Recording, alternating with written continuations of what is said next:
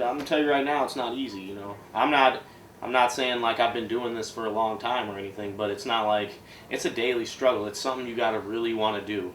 There's gonna be those days where you just don't want to do anything.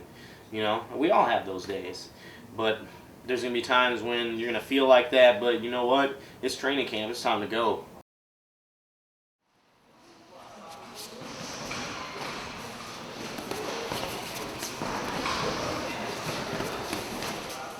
I moved out to Minnesota. I lived with my aunt. She'd let me live for free. They couldn't really afford to do much else. I was driving just to get to the gym. It was about an hour. I think it was 40 miles one way. All my money was going to gas. It was kind of bad. It was like, should I get this Gatorade at this gas station? I'm thinking about it like, I don't know. I might need that money for gas later in the week. You know, it's tight like that. It's not like a normal job. It's not like you can just go and kind of coast. You can't just be there. If you go and you kind of coast, you might get beat up pretty badly that day, you know.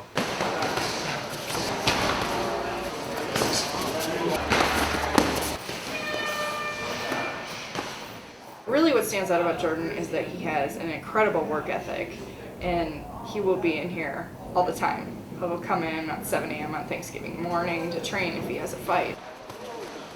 I feel like I may not always be the best fighter, but I'm going to work harder than everybody that steps in front of me.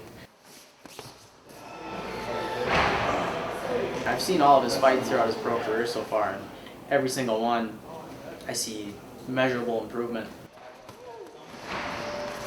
It's not just that he's good now, it's how much better he's going to be in 6 months. Walking up to the cage before a fight, you know, it's kind of an intense moment because you know that there's someone else in there, you know, and they're going to try and hurt you. Round one underway. It's awesome though, man. Just knowing, I just look at him and I just know that I'm about to dominate whoever's in front of me. Parsons feels real comfortable from this position.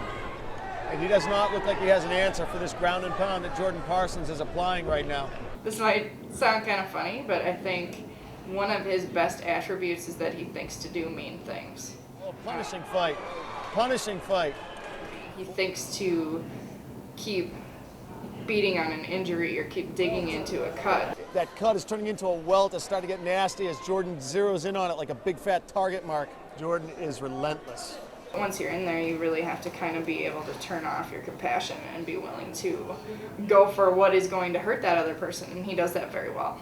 You had a really good job of zeroing in on that cut. Yeah, I was trying to widen it up a little bit more, you know, get some blood in his eye, whatever. It's a fight. Trying to hurt him as much as I can. When you win, it's like, it's that payoff every time. It's like, yeah, everything I was doing, it was worth it, you know. And also, it's also how I live, you know. It's how I pay my bills. If I don't win, I don't get paid nearly as much, you know. So it's like you win and you eat, or you lose and you don't. All three judges have it 30-27 for your winner, and still undefeated. Moving on to the semifinals, the pretty boy, Jordan Parsons. As far as like my family's feelings towards fighting, it's been kind of a roller coaster, especially my mom, you know. I'm really close to my mom, and well, when I was an amateur in college, I got elbowed in a fight. Oh! He clipped Parsons. And it fractured my orbital floor, like that's the bone that's right below your eye. She's just like, "You never fighting again. I don't want you to get hurt seriously, blah blah blah." And I'm like, "Mom, calm down. It'll be okay. It'll be okay."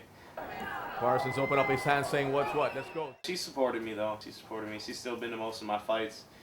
And he goes for a flying knee. Very nice. He's moving up quickly, and he's going to continue to be a threat. His boxing is really crisp, and once that's slowly starting to evolve, where he's mixing that in together with his MMA, and he's going to be really, really good.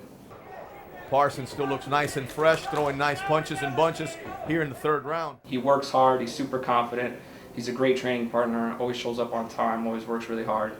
You know, I mean, I think this guy's the limit. And they're going to And Jordan Parsons slams his opponent down to the canvas. This should secure him this third round. How close is he to the UFC? In my opinion, really close. I mean, just with his record so far and what he's accomplished throughout his fights, yeah, I think he's very close.